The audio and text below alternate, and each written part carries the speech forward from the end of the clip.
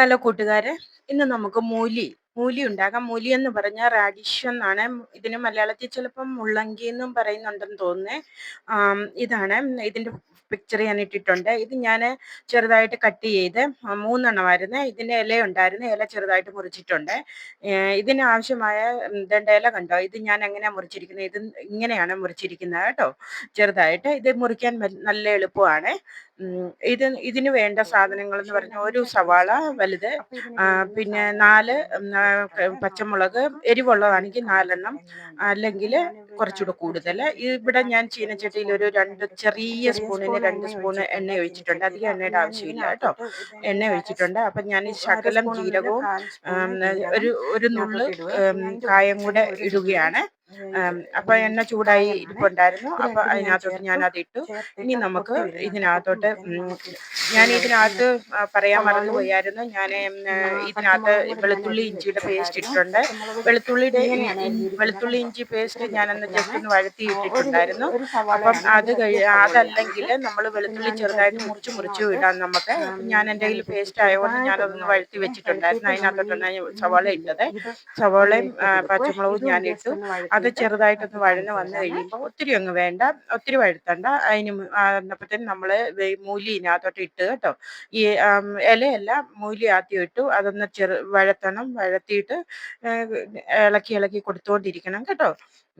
അത് കഴിഞ്ഞ് നമ്മൾ ചെറുതായിട്ടൊന്ന് വഴന്ന് വന്നെന്ന് കാണുമ്പോൾ ഉണ്ടല്ലോ, നമുക്ക് ഇതിനകത്തോട്ട് ഉപ്പിടാമേ. ഉപ്പ് ഞാൻ 1 സ്പൂണ് നിറച്ചിട്ടില്ല. 1 സ്പൂണിൽ ഒരു ശകലം കുറവാണ് ഇട്ടിരുന്നത്. അപ്പം മഞ്ഞപ്പൊടി ഞാൻ ഒരു 1/2 സ്പൂൺ ഇട്ട് കേട്ടോ.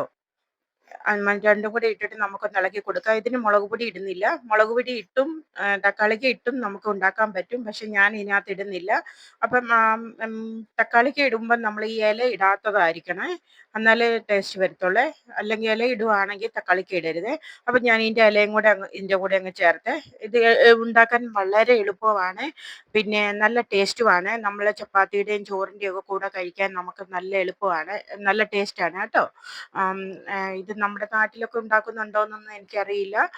അപ്പം ഇത് നമ്മൾ ഇവിടെയൊക്കെ ഡൽഹിയിലൊക്കെ മിക്കവാറും ഇതൊക്കെ ഉണ്ടാക്കുന്നതാണ്. ആദ്യം ഇത് ഞാനും കഴിക്കത്തില്ലായിരുന്നു. പിന്നെ ഇപ്പം ഇടയ്ക്ക് ഉണ്ടാക്കി എനിക്കും ഇത് ഇഷ്ടമാണ്. ചപ്പാത്തിയുടെ കൂടെയോ ചോറിൻ്റെ കൂടെ ഒരു തോരനാണ് ഇത്. തേങ്ങയില്ലാത്ത തോരനാണ്, തേങ്ങയില്ലാത്ത തോരനാണ്. അപ്പം എല്ലാവർക്കും എപ്പോഴും തേങ്ങയൊന്നും കാണുമെന്ന് വരത്തില്ലല്ലോ. അപ്പം തേങ്ങയില്ലാത്ത കറിയൊക്കെ ഉണ്ടാക്കണമെന്നുണ്ടെങ്കിൽ എൻ്റെ വീഡിയോ കണ്ടാൽ മതി. അപ്പം മനസ്സിലാവും എങ്ങനെ ഉണ്ടാക്കുന്നത്. ഞാനിത് ഇടയ്ക്കിടയ്ക്ക് ഇളക്കി കൊടുത്തുകൊണ്ടിരുന്നേ. അപ്പം ഇത് ഇളക്കി കൊടുത്ത് ഞാനിത് അടച്ചു വെച്ചു കേട്ടോ.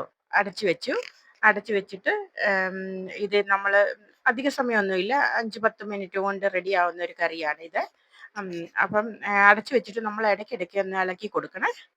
അപ്പം അങ്ങനെ ഇളക്കി കൊടുത്തുകൊണ്ടിരിക്കണം. ഒത്തിരി പ്രാവശ്യമൊന്നും ഇളക്കണ്ട.